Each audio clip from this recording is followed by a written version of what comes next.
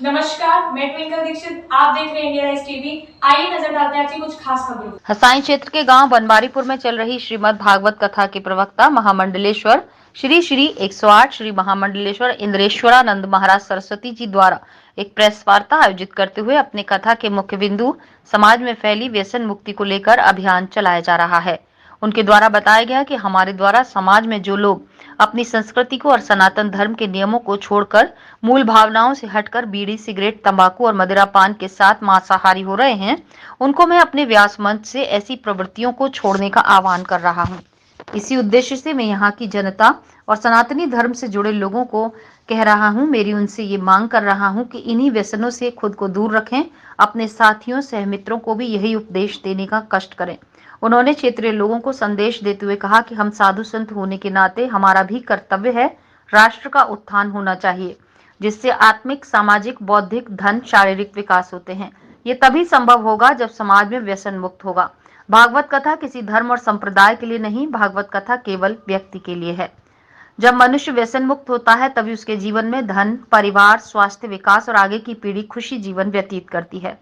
कृष्ण जन्मभूमि मुक्ति के बारे में उन्होंने अपना स्पष्ट जवाब देते हुए कहा कि ये हमारी भूमि है, हम हर तरीके से इसे लेकर रहेंगे। आगे की लड़ाई कृष्ण जन्मभूमि को लेकर, इसमें उन्होंने अपनी भूमिका के बारे में स्पष्ट कहा कि ये हमारे आराध्य की जगह है, जो मेरा जीवन है, जिसकी मैं रोजी रोटी खाता हूँ। इसके लिए मुझे अपना तन, मन, धन तीनों क्यों न न्यौछावर करना पड़े, मैं पीछे नहीं हटूंगा। ये हमारी भूमि है, हमसे छीनी गई है, इसे लेना हमारा अधिकार है और हम लेकर ही रहेंगे। अयोध्या ले लिया और अब मथुरा जन्मभूमि का स्थान भी लेंगे।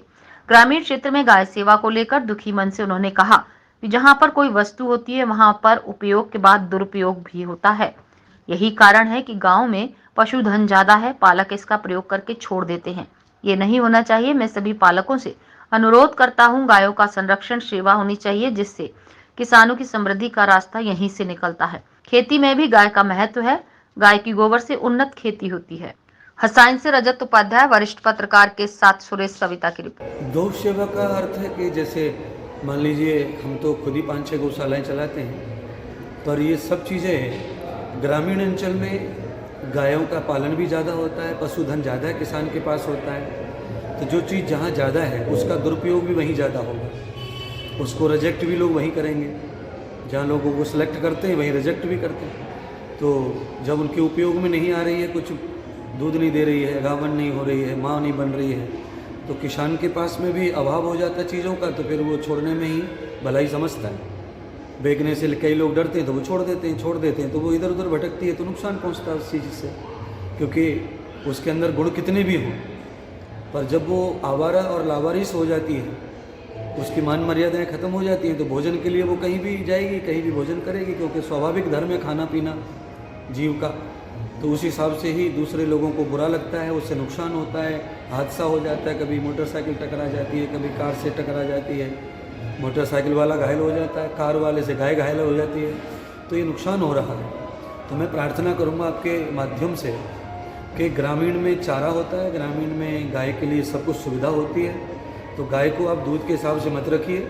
गाय का गोबर आपके खेत के लिए ज़रूरी है, गाय का बैल बककर जो भी लगते हैं वो सब आवश्यक होते हैं किसान को।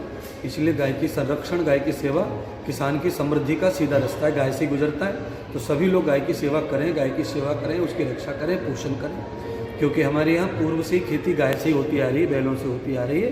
तो कैसे भी करके गाय की रक्षा होनी चाहिए। मैं यही आह्वान करूँगा पूर्ण क्षेत्रवासियों से। आगे ताजा खबरों से जुड़े रहने के लिए हमारे चैनल को सब्सक्राइब, लाइक, बेल आइकन दबाना ना भूलें। धन्यवाद।